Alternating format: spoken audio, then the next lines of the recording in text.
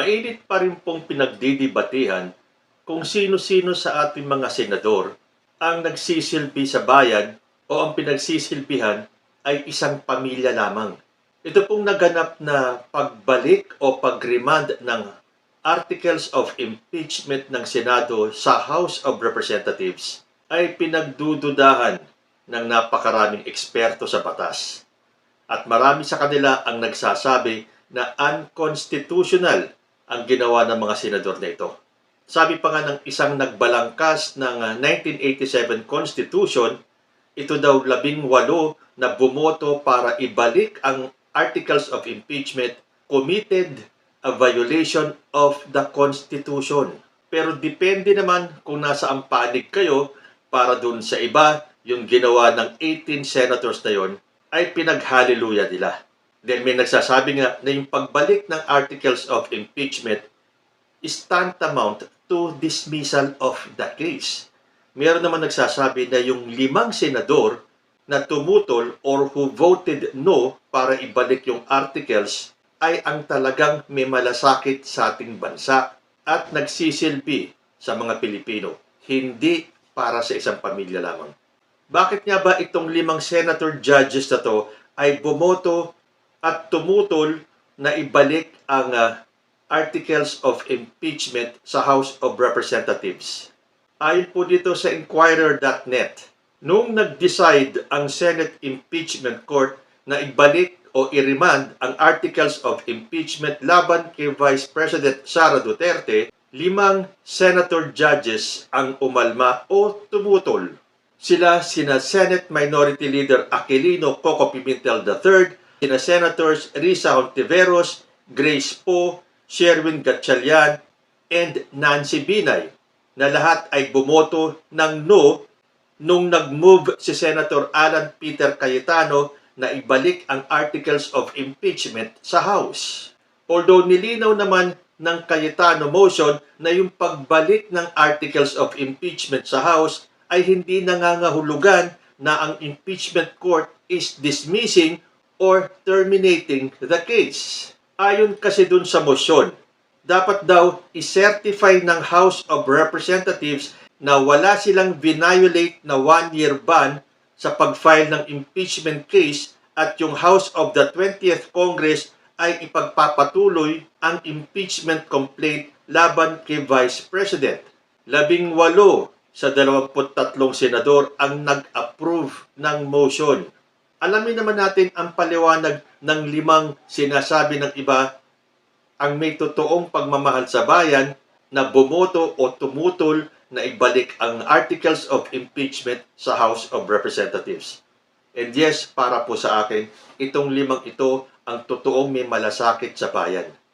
Sila po ang talagang nagsisilbi sa bayan, hindi po yung 18 na hindi natin alam kung bakit nila ginawa yan. Although sabi nga ni Christian Monsod, mananagot yung 18 yan dahil meron silang violate sa ating Constitution.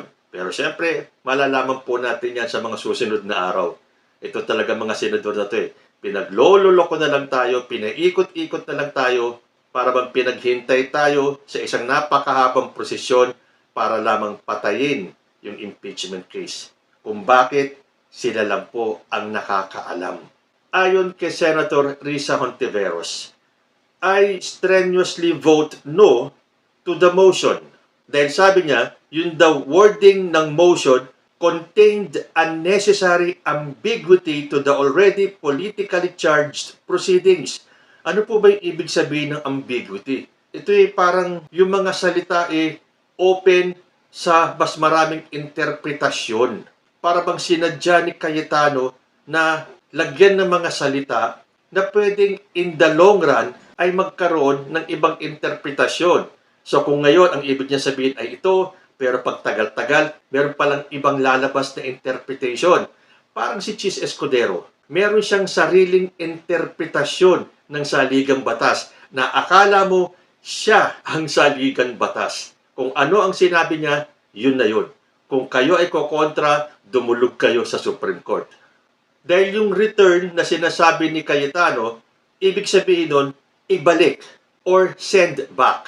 Sa judicial matters, a case is remanded to the lower court for further proceedings.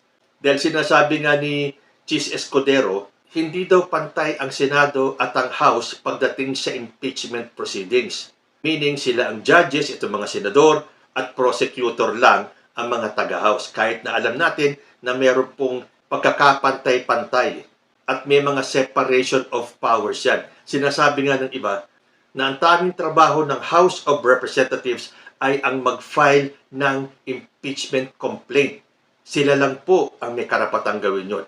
Samantalang ang Senado naman, sila naman ang may karapatan. Sila lamang ang may karapatan to try and judge yung impeachment case. Wala pong sinasabi sa batas na pwede nilang ibalik or remand the articles of impeachment. Dahil parang encroachment yun eh. Tinatapakan mo yung powers ng iyong co-equal. Pero siyempre, Chis Escudero yan eh. Para sa kanya, kung ano yung interpretasyon niya ng batas, yun ang dapat masunod. Kung ayaw mo, dumulog ka sa Supreme Court. Sabi pa ni Ontiveros, so I cannot accept this kind of wording. It is dangerous and disingenuous, particularly when the rules of court have suppletory application. The same purpose could have been achieved by merely asking the House prosecutors to file a compliance and clarify certain issues. Pinunto pa ni Hontiveros, walang salitang remand or return sa 1987 Constitution na ang mandato ng Senado is to try and decide on any impeachment case. Sabi naman ni Sherwin Gatchalian, kinlaro niya na yung kanyang boto had nothing to do with whether the articles of impeachment transmitted to the Senate were constitutionally infirm, superior, or sound. Basta yung kanyang boto is solely related to transparency in the hope that we could have discussed this issue in an open trial. Kasi yung mga issue niyan, pwede namang pag-usapan kapag nagbukas na yung trial. Ang hinihiling kasi ni Gatchalian ay transparency. Sabi pa niya, this would give not only the prosecution and the defense teams, but even senator judges a chance to tackle and scrutinize the case against Duterte. Yun naman ang hinihiling ng taong bayan eh. Ipagpatuloy nyo yung impeachment trial para malaman natin mula sa prosecution at sa defense at marinig natin yung mga ebidensyang ilalabas nila. Hindi ba yun naman ang fair? Yun ang dapat gawin? Bakit pa nagpipilitan ng mga senador natin na pagtakpan to the point na gusto nilang i-dismiss yung impeachment trial? Kung walang kasalanan si Sara Duterte, hindi ba mas maganda na harapin itong impeachment trial to prove to all her detractors na mali ang kanilang bintang at akusasyon sa kanya? Pero sa ginagawa nitong mga senador natin, nakikita natin, lalo tuloy tayo nagtatanong, ano ba ang meron at kailangan pagtakpan ng 18 senador na to, na sabi nga ni Hontiveros is tantamount to dismissing the case. What gives? Ano ang meron? Although sabi ni Gatchalian, my view on this is that what happened was premature. But we respect the decision and the vote of the majority because this is the path they see. Sabi naman ni Grace po, in voting against the motion, she stressed that a trial is not a judgment of guilt. Totoo naman, hindi porke ikaw ay isinalang sa isang trial, guilty ka na. Kaya nga magta-trial para malaman natin kung sino ang nagsasabi ng totoo at kung sino ang sinungaling. Ganun lang ang gusto natin makita at malaman. Kung ipinagpipilit ng mga senador na to na nag-aabogado para kay Sara Duterte na walang kasalanan si Sara Duterte, dapat nyo nga siyang hilahin at paharapin sa impeachment court para ipamuka sa mga detractors ni Sara Duterte na nagkamali kami na isipin na guilty at may anomalyang ginawa itong si Sara Duterte. Sa ginagawa ng mga senador natin. Ano ang iisipin natin? Bakit nila pinagtatakpan at gustong i-dismiss ang kaso? Ganun lang kasimple yun. Pinaalalahanan pa ni Senator Grace po ang kanyang mga kasamahan na ang kanilang constitutional mandate to forthwith proceed o umpisahan agad-agad yung trial na yon once a verified complaint against an impeachable officer is transmitted to the Senate. Na-i-transmit na nga Bakit hindi inumpisahan kagad yung procedure? Pinaikot-ikot lang tayo ni Chis Escudero, pinaghintay tayo ng 4 na buwan para lang ibalik sa House of Representatives yung articles of impeachment. Ano to, gaguhan? Tulad ni Hontiveros, iniisip din ni Pimentel na yung motion ni Cayetano clearly contains dangerous language susceptible to a lot of interpretations. Na kapag tagal-tagal niyan, kanya-kanya na naman sila ng pag-interpret doon sa motion ni Cayetano. Tulad ng nangyayari ngayon, kanya-kanya sila ng interpretasyon ng saligang batas. Pero ang consolation ni Pimentel, at least yung daw motion ni Cayetano recognizes na yung impeachment case laban kay Duterte can cross over to the 20th Congress. Dahil hindi ba nagkakaroon na ng debate na naman dyan na hindi daw magko-crossover, na kapag natapos na yung 19th Congress, tapos na rin yung usapin ng impeachment. At least, sa ginawang motion ni Cayetano, nakasisiguro tayo na magko-crossover sa 20th Congress yung impeachment case ni Sara Duterte. Pagdating naman kay Nancy Binay, hindi niya ipinaliwanag yung kanyang boto. Although she had earlier inquired how the return order could affect the impeachment proceedings against Duterte. Kasi, ang sinasabi ng iba, indikasyon na daw ito na maa-acquit si Sara Duterte. Kasi ngayon pa lang, 18 na ang pumoto para ibalik yung articles of impeachment sa House of Representatives. Ibig sabihin, pinagdududahan nila yung validity ng impeachment complaint. Magagaling na abogado yung nasa House. Yung mga nagbalangkas ng impeachment complaint na yan. Kung ikukumpara natin yung utak ng mga abogado ng House sa mga nandito sa Senado, walang-wala pong comparison. Well, yan po ay opinion ko lamang. So, ayan po ang dahilan ng 5 senador kung bakit sila tumutol na ibalik yung articles of impeachment sa House of Representatives.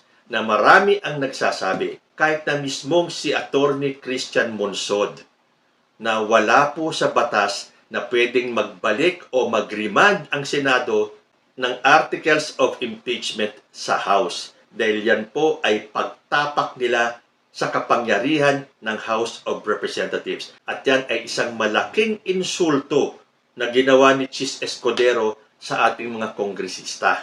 Kaya para kay Attorney Christian Monsod, ang ginawang ito ng ating mga senador is a grave abuse of discretion. And they cannot get away with this. Sabi naman ng legal expert na si Attorney Romy Macalintal sa mosyon ng Senado na ibalik ang impeachment case ni VP Sara Duterte sa Kamara. Sabi po niya, pero hindi para sa mga senador na parang sila ay nag-aabogado para kay Sara. Sila ay naroroon para maging huwes. Saan ka nakakita ng isang huwes na siya mismo ang magfa-file ng motion sa kanyang sariling korte at siya mismo ang magdi-decide ng kanyang motion? Hindi ba't malaking kalokohan yan? Well, alam na po natin yan. Niloloko po tayo ng ating mga senador.